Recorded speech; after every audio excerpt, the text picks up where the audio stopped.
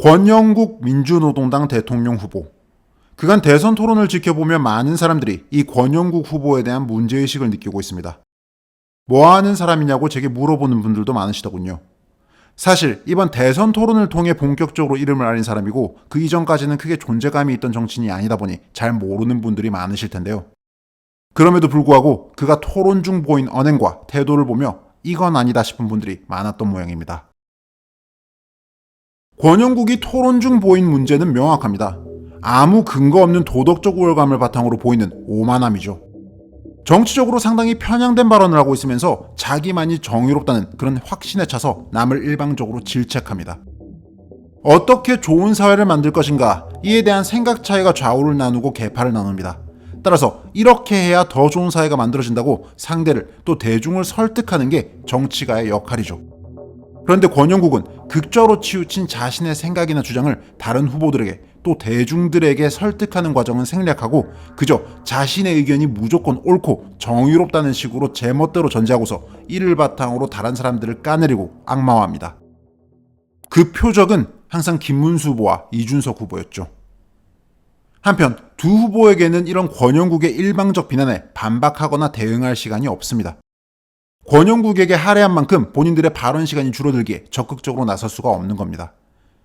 그도 그럴 것이 권영국은 이번 대선 토론에 참여하는 4인의 후보 중 사실상 대통령이 될 가능성이 전무한 사람이고 본인 스스로도 그걸 잘 알고 있는 사람입니다. 그래서 그는 이재명을 비호하고 보조하는 한편 다른 두 후보를 견제하고 비난하는 식의 전략을 취하는 걸로 보이죠. 권영국에게 적극 대응하면 그의 전략에 말려드는 겁니다. 꼭 과거 18대 대선 때 박근혜 떨어뜨리러 나왔다고 당당하게 떠들던 이정희 후보를 떠오르게 하죠. 이런 구도 덕분에 일방적으로 때리는 입장에만 있을 수 있는 권영국. 이재명 후보한테는 벌써 대통령이라도 된 것처럼 굴면서 우파 성향 두 후보에게는 공격을 위한 공격만을 반복하며 근거 없는 정의감에 취하는 권영국. 황당하게까지 느껴지는 극좌적인 이야기를 하면서 반박은 받지 않으니 마치 본인이 가르치는 입장이라도 된 것처럼 행동하는 권영국을 보며 생각이 다른 많은 시청자들이 불쾌함을 느끼는 건 당연합니다. 그래서 이번 영상에서는 제가 이 권영국 후보를 검증해 보려고 합니다. 이 사람이 토론 중 비판받거나 공격받지 않는 건 결코 문제 요소나 논란이 없는 사람이어서가 아니라 다른 후보들이 이 사람에게 할애할 시간이 없어서일 뿐입니다. 하지만 조금만 살펴봐도 권영국은 아주 문제가 많은 정치인이라는 걸 알 수 있습니다.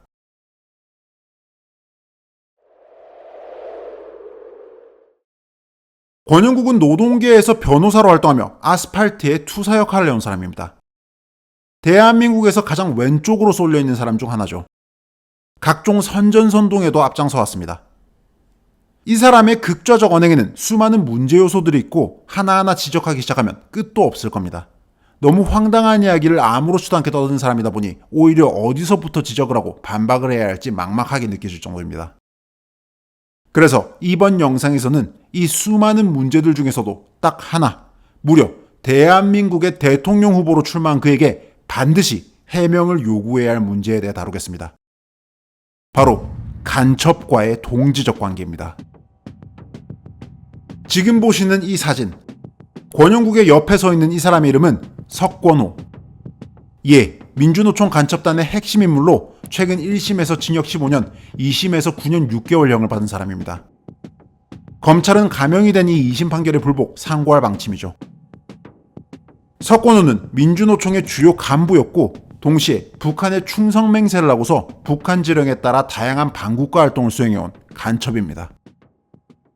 캄보디아, 중국, 베트남 등에서 북한 공작원을 여러 차례 접선해온 그는 북한의 지령에 따라 군사자료를 비롯해 민감한 국내 정보들을 수집해 넘겼습니다. 암호문을 통해 북한과 연락을 주고받으며 그 지령에 따라 선전선동에 앞장서기도 했죠. 북한은 이 석권호를 통해 민주노총을 장악했고 대한민국 내 주요 정치사회 이슈가 있을 때마다 이 민주노총을 필두로 노동계를 움직여 북한의 이익을 위해 각종 공작과 선전선동을 벌이게 했습니다. 석권호의 반국가 범죄가 충격적인 이유는 다른 간첩들처럼 단순히 기밀 자료 등을 북한에 넘겼을 뿐만 아니라 북한 지령에 따라 적극적으로 여론전을 펼치며 한국 정치 상황에 상당한 영향력을 발휘했기 때문입니다. 예를 들어 이태원 참사 당시 북한은 석고노에게 이번 참사를 계기로 세월호와 같은 정세 국면을 조성하라는 구체적인 지시를 내렸습니다.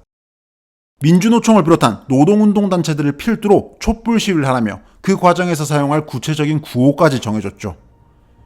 국민이 죽어간다. 이게 나라냐. 퇴진이 추모다. 등등입니다. 그리고 이 구호들이 실제로 촛불 집회 등에서 대거 등장했습니다. 이태원뿐만 아니라 이른바 5.18 망언 논란 사태, 한일 갈등 사태, 후쿠시마 방사능 선동 등 주요 전국대마다 북한은 이런 구체적인 지령을 내려 간첩들을 움직였고 국내 정치에 개입해왔죠. 이 내용들은 이 영상을 통해 자세히 정리해뒀으니 혹시 안 보신 분들은 꼭 보시기 바랍니다. 이런 석고노의 주요 임무 중 하나가 바로 동지 포섭이었습니다. 실제로 이번에 재판에 넘겨진 간첩들도 석고노에 의해 간첩이 된 사람들이었죠.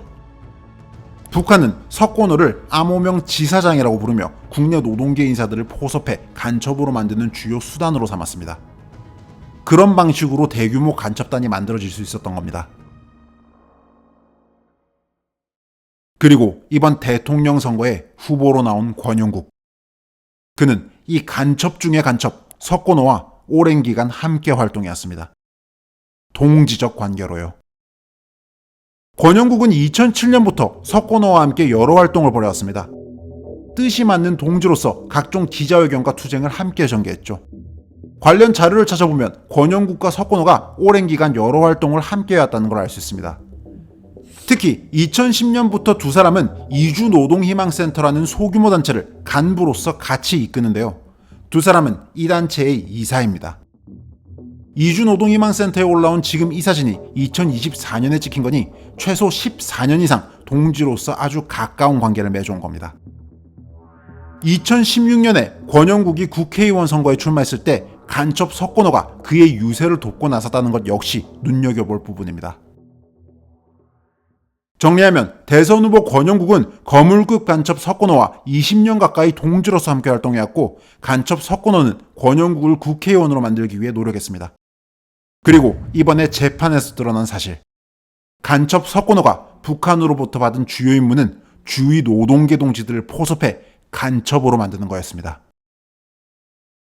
여기서 우리는 합리적 의문을 가질 수밖에 없습니다. 간첩 석고노와 대선 후보 권영국의 관계에 대해서 말입니다. 그냥 단순히 알고 지내는 사이였다고 하기에는 두 사람은 너무나 많은 활동을 함께 해왔고 주요 간부로서 작은 단체를 함께 이끌기도 했으며 심지어 선거운동까지 함께 했습니다. 석고노가 주위 동지들을 간첩으로 만들다가 적발된 만큼 당연히 권영국은 두 사람이 어떤 관계였는지 또 어떤 일을 함께 했는지 국민들께 해명할 필요가 있습니다. 그게 바로 대한민국 대통령이 되겠다고 선거에 나온 사람의 의무입니다. 권영국 후보님, 당신은 석고노가 간첩인 걸 몰랐습니까? 20년 가까이 함께한 동진 이 석고노가 당신을 포섭하려고 하지는 않았습니까? 이에 대한 해명을 요구합니다. 이석기와 통합진보당의 그 동지들이 북한을 위해 내란을 논의하다가 적발되어 난리가 났던 2014년. 헌법재판소는 통합진보당이 북한식 사회주의를 실현한다는 숨은 목적을 가지고 내란을 논의하는 등의 활동을 한 것은 헌법상 민주적 기본질서에 위배된다며 이 같은 구체적 위험성을 제거하기 위해서는 정당 해산 외에 다른 대안이 없다며 통진당을 해산 결정했습니다. 그리고 당시 재판정에 있던 권영국은 이러한 판결에 난동을 벌이다가 끌려나갔죠. 이로 인해 권영국은 기소되었고 유죄 판결을 받아 벌금 500만 원을 선고받았습니다. 이런 정황들까지 있는 상황에 저는 한 명의 국민으로서 너무나 궁금합니다. 대통령이 되겠다고 선거에 나온 후보 권영국, 자신의 편협한 생각을 바탕으로 감히 옳고 그름을 논하며 다른 후보를 도덕적으로 윽박지르는 저 권영국에게 정말 그럴 자격이 있는지가요. 우원지였습니다.